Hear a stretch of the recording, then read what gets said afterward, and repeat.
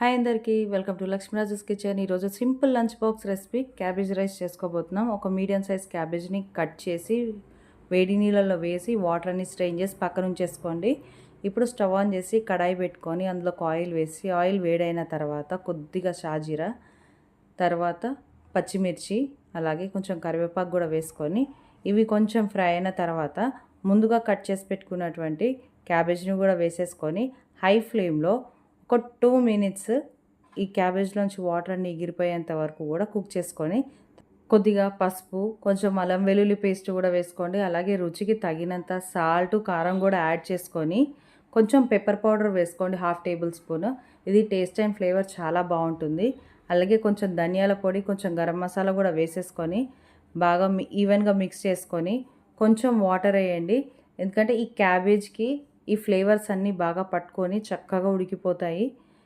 అలా రైస్లో కలుపుకున్నప్పుడు టేస్ట్ చాలా బాగుంటుంది. లేకపోతే కొన్ని ముక్కలకి సరిగా పట్టకుండా కొన్ని ముక్కలకి అలానే ఉంటుంది కాబట్టి కొంచెం వాటర్ వేసుకుంటే పర్ఫెక్ట్గా కుక్ అయిపోతుంది.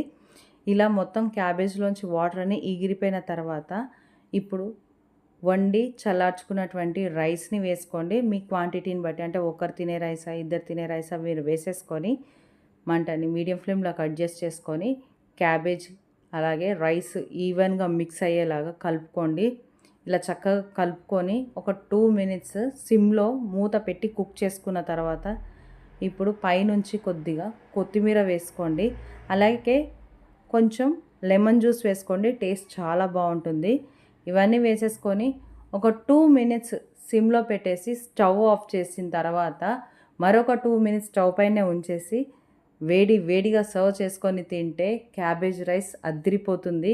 ఇది లంచ్ బాక్స్ రెసిపీ అయినా చేసుకోవచ్చు, లేదంటే లంచ్ ఆర్ డిన్నర్కి కూడా ప్రిపేర్ చేసుకోవచ్చు. చాలా simple recipes and tasty recipes. మరి మీకు ఈ సింపుల్ లంచ్ బాక్స్ రెసిపీ ఎలా అనిపించిందో కామెంట్ చేయండి. వీడియో నచ్చితే లైక్, షేర్ అండ్ సబ్స్క్రైబ్ చేసి నన్ను సపోర్ట్ చేయండి. Thank you for watching.